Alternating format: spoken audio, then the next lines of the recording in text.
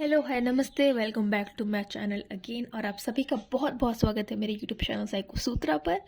हमारा चल रहा था थियोरेटिकल अप्रोचेस इन साइकोलॉजी। इसमें पहला हमने साइकोलॉजिकल फाउंडेशन यूनिट 1 पढ़ा, ठीक है, जिसमें 3 लोगों के बारे में हमने डिस्कस किया 3 डिफरेंट वीडियोज़ में।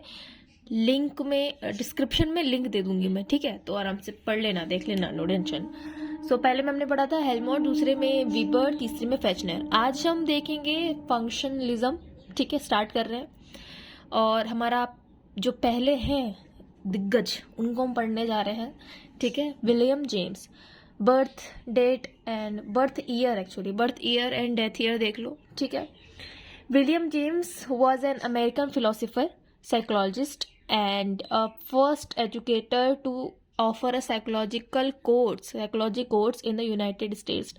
यूएस में पहले, देखो यहीं से एमसीक्यूज बनते हैं, यूएस में पहले जो कौन थे जिन्होंने साइकोलॉजी का कोर्स एज अ ऑफर में दिया था, who was the first educator?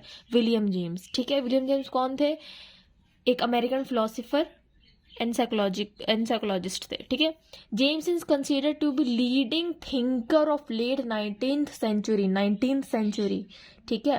One of the most influential philosophers of United States and father of American psychology. Father of American psychology कौन थे? William James. विलियम जेम्स ही हैं जो America में हुए, अमेरिकन फिलोसोफर और साइकोलॉजिस्ट बने। US में ही उन्होंने पहला साइकोलॉजिकल कोर्स ऑफर किया। 19th सेंचुरी बहुत इन्फ्लुएंशियल फिलोसोफर थे इन यूएस और father of American psychology. He believe in the connection between mind and body के बीच में जो कनेक्शन होता है उन पे इन्होंने काफी रिसर्च और इनका इन्वेस्टिगेशन मेजरली रहा है, ठीक है। Anticipator of functional psychology, he was the pioneer of new scientific psychology as it developed in the United States.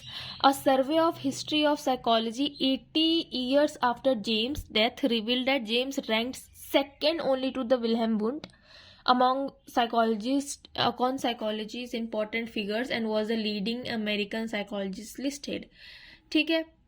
James Scully viewed him as a negative force in the development of scientific psychology because he maintained a widely publicized interest in medical देखो जो William James थे ना, उनको काफ़ी जो उन्होंने कहा, खास करके जेम्स कलिग ने, कि ये ना कहीं एक स्टॉपिंग, एक नेगेटिव फोर्स है, ठीक है। क्योंकि साइंटिफिक डेवलपमेंट, साइंटिफिक साइकोलॉजी होती है ना, जो मतलब एक्सपेरिमेंटल बेस है, टेस्ट बेस है, तो उसके डेवलपमेंट में ये रोक लगा रहे हैं। क्यों लगा रहे हैं? क्योंकि इनका जो इंटरेस्ट था ना वो किस साइड था? टेलीपैथी में था, ठीक है, क्लेयरवॉयंस, स्पिरिचुअलिज्म, ठीक है, इन सब में था। मिस्टिसिज्म, कम्युनिकेशन, स्पिरिचुअल थिंग्स में इनका ज्यादा था। एंड द साइंस विथ डेड्स, ठीक है। विलियम जेम्स की थोड़ी अर्ली लाइफ के बारे में जान लेते हैं। ये पैदा हुए थे, बॉर्न हुए थे एस्टर हाउस, न्यूयॉर्क सिटी में। वाह, काफ़ी वेल्दी फैमिली में हुए थे। इनके फादर सेकंड रिचेस्ट थे, कहाँ? यूनाइटेड स्टेट्स में। His schooling took place in England, France, Italy, Germany, Switzerland and United States. His father's favourite method for dealing with the family illness was to send him to ailing members to the Europe, जाता था in the hospital. जब भी इनकी family में कोई बीमार पड़ता था तो इनको पता था कि भाई हॉस्पिटल जाने से ठीक नहीं होंगे, इनको यूरोप भेज दो, ठीक है। लाइक वही है उनका ट्रीटमेंट, यूरोप जाएंगे ठीक हो जाएंगे। At the age of 18 James decided to become an artist.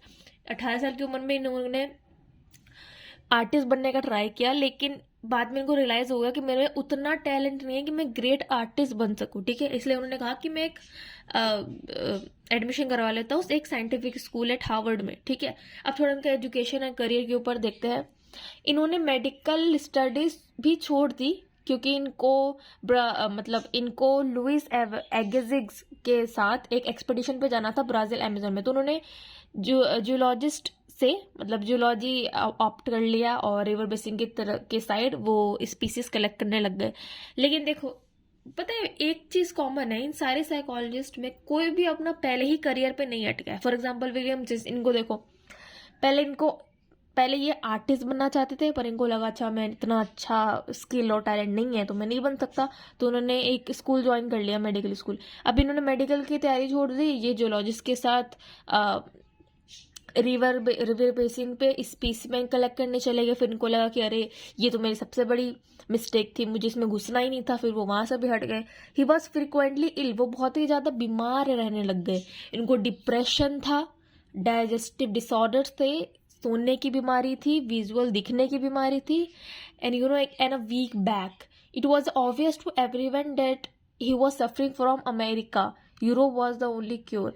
America में रह के काम करके इतना भटक के उनको सबको पता था कि ये अमेरिका से इनको प्रॉब्लम हो रही है। होती ना, कई लोग कई जगह का हमको इन्वायरमेंट या कई जगह हमारा क्लाइमेट हमको सूट नहीं करता है, हमारा जो घर की तरफ होता है वही सूट करता है। फॉर एग्जाम्पल अगर कोई जयपुर से दिल्ली रहने जाएगा तो उसको बहुत प्रॉब्लम आएगी ना वहाँ पे एडजस्ट करने में। He attended physiology lectures at the university of Berlin. वहीं से इन्होंने स्टार्ट किया कि अच्छा psychology to be began as a science. He were interested in about psychology from the great Helmholtz, के बारे में हमने पहला वीडियो साइकोलॉजी फाउंडेशन में वही आया था।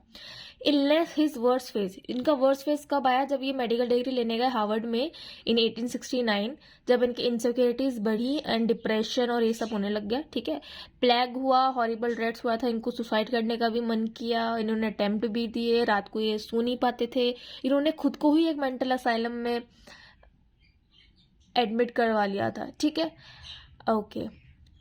अब इनकी साइकोलॉजी की डिस्कवरी कैसे हुई? During the dark months of 1869, जब ये बहुत ज़्यादा सफ़र कर रहे थे खुद से इनमें अपनी बीमारियों से, James began to construct a philosophy of life. इन्होंने फिलोसफी ऑफ लाइफ के बारे में बात की और इन्होंने बात की विल के बारे में, फ्री विल, कि अगर मैं चाहूँ तो अगर मैं चाहता हूँ कि मैं ठीक हो जाऊँ तो मैं ही खुद को ठीक कर सकता हूँ। ठीक है, ही बिलीव्ड इन फ्री विल, और पहला काम फ्री विल में बिलीव करने का है कि फ्री विल में बिलीव करो।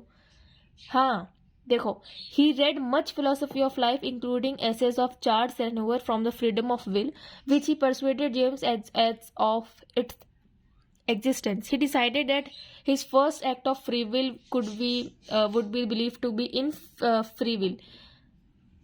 अगर हम खुद की इच्छा शक्ति से खुद को ठीक करना चाहते हैं तो पहला स्टेप ये होता है कि हम खुद की इच्छा शक्ति पे बिलीव तो करें, भरोसा तो रखें। अच्छा, हमको ठीक होना है, अगर हमको इस दवाई से ठीक होना है, लेकिन उस दवा पे भरोसा रखो, है कि वो दवाई जाएगी, काम करेगी, मैं ठीक होऊंगा।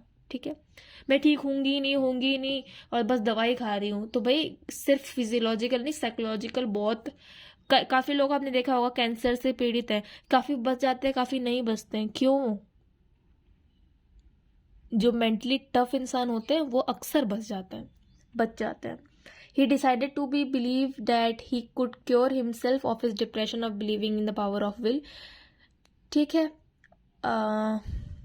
इन 1878 टू इम्पॉर्टेंट इवेंट्स हुआ जेम्स की लाइफ में। उन्होंने एलिस से शादी की, और जो कि इनकी फादर की चॉइस थी, और इन्होंने he signed a publishing contract with Henry Holt which resulted in the one of the psychological classics and it took 12 years to write a book. ठीक है, फिर ये प्रोफेसर बन गए फिलोसफी के, 4 साल बाद ये साइकोलॉजी के भी प्रोफेसर बन गए। इन्होंने कुछ इंटरेस्टिंग चीज़ों पे बात की, जैसे प्रैग्मेटिज्म की एक आइडिया है, इस पे बिलीफ है कि ये वर्क करेगा, इसी को बोलते हैं प्रैग्मेटिज्म। रेडिकल एम्पिरिसिज्म क्या होता है कि all consistently reported aspects of the human experience are worthy of study. जो भी एक इंसान एक्सपीरियंस कर रहा है, महसूस कर रहा है, तजुर्बा ले रहा है लाइफ का, वो सारे सब्जेक्ट ही पढ़ने के लायक है। ठीक है, अब रिलीजियस एक्सपीरियंस पे इनका बहुत सारा था, क्योंकि कहा ना कि ये एक नेगेटिव फोर्स है to the study of scientific development of scientific psychology. तो इन्होंने 4 रिलीजियस एक्सपीरियंस के ऊपर बात किया, इन एफेबिलिटी, नियोटिक क्वालिटी, ट्रांसिएंसी एंड पैसिविसिटी। ठीक है, सो इन एफेबिलिटी का मतलब क्या होता है? Like a love. अगर हमको लव को समझना है तो जब तक हम उसे महसूस नहीं करेंगे हमको नहीं पता चलेगा कि वो क्या है। फॉर एग्जाम्पल चीनी, किसी को चीनी का मतलब, किसी को चीनी पता ही नहीं क्या होती, तो हम उसको बोलेंगे कि अरे चीनी मतलब अरे चीनी मतलब मीठा, तो बोलेंगे व्हाट मीठा? मीठा मतलब जो इसमें डलता है, जैसे वो मीठा, जैसे वो मीठा, बट जो एग्जैक्ट शुगर है, जब तक वो उसके मुंह में जाएगा नहीं, जब तक वो टेस्ट नहीं करेगा, वो घुलेगा नहीं उसके मुंह में, उसका टेस्ट नहीं आएगा, वो नहीं समझ पाएगा थ्योरेटिकली कि चीनी का मतलब या मीठा जो आभास है, जो रस है, उसका मतलब क्या होता है एक्चुअली। नेयोटिक क्वालिटी क्या होती है? Mystic speaks of the revelation and illumination which are held to provide knowledge and transcend rational categories. Transiency का मतलब mystical experiences last for the short time but modify the inner life of the subject between the times of the occurrence. ठीक है, जो mystic experience होते हैं, काफ़ी जनों को हुआ होगा, या जो लोग सुनते हैं स्पिरिचुअल लीडर्स को, वो काफ़ी अपने एक्सपीरियंसेस के बारे में बताते हैं। वो यही इसका मतलब है कि अच्छा, मिस्टेकल एक्सपीरियंस हमारे साथ होते हैं, भले ही कम टाइम के लिए, पर होते हैं, लेकिन जब भी होता है वो छोटा सा चेंज हमारे इनर लाइफ में बहुत ज़्यादा फ्लोरिश होता है। Passivity where the experience is beyond the individual's control and can't be obtained by effort, it's a gift। काफ़ी बार होता है कि अच्छा, तुम में ये टैलेंट कैसा आया, या तुम सुन सकते हो इतना दूर से, हम तो नहीं सुन सकते नॉर्मल इंसान। अच्छा, तुम देख सकते हो, हम तो इतना नहीं देख सकते, हम क्लियर नहीं देख सकते। वो उसका कोई एक्सप्लेनेशन नहीं है, ठीक है, और वो खुद को रोक भी नहीं सकते अपने इन शक्तियों से, वो एक गॉड गिफ्ट है टाइप्स। ठीक है, सो ओके, ये इंपॉर्टेंट है। James Lang theory of emotion पढ़ लेना, ठीक है, वही सेम है कि लैंग्स के मिला के, एंड जेम्स ने थ्योरी दिया था इमोशन का कि emotions are the sensation of bodily changes. For example, पहले हमको सांप दिखता है तो हम पहले भागते हैं, ठीक है, उसके बाद हमारा हार्ट बीट चेंज होता है, उसके बाद जब इंक्रीज होता है तब हमको पता चलता है अच्छा, एक फिर इमोशन आता है जो कि होता है हमें डर लगता है, फियर। ठीक है, फंक्शनलिज्म क्या होता है इन्होंने दिया कि इन्होंने स्ट्रक्चरलिज्म को अपोज किया और कहा कि स्ट्रक्चर पे नहीं, पार्ट्स पे नहीं, फंक्शन के ऊपर काम करना चाहिए। क्रिटिसिज्म है कि इन्होंने साइंटिफिक स्टडी ज़्यादा नहीं की है, ठीक है, प्रैग्मेटिज्म और इन सब की रिलीजियस बात के जैसे कोई प्रूफ नहीं है, ठीक है, और इमोशन के ऊपर ज़्यादा ध्यान दिया है, यही सब थोड़ा है, ठीक है। अब वुंड ने कहा भी है, it is the literature, it is beautiful but it is not psychology. खैर, आगे जाके काफ़ी चीज़ें बदली हैं, ये तो अपना अपना पॉइंट ऑफ व्यू है लोगों का, ठीक है। So that is from all my side. Next video में मिलते हैं with Francis Galton. I hope आपको ये वीडियो समझ में आया होगा। ये 4 दिन बुक में से पूरा पढ़ के छोटे नोट्स, इंपॉर्टेंट नोट्स बना के फिर मैं आपके लिए लाई हूँ। So please do comment, share, subscribe my channel. Please comment में लिखो कैसा लगा, थोड़ा अप्रिशिएट करो, है ना, मोटिवेशन मिलेगा मुझे भी। So thank you so much for watching, जो अभी तक देख रहा है, यहाँ तक बने हुए हैं। All the best for exams, keep studying, bye bye.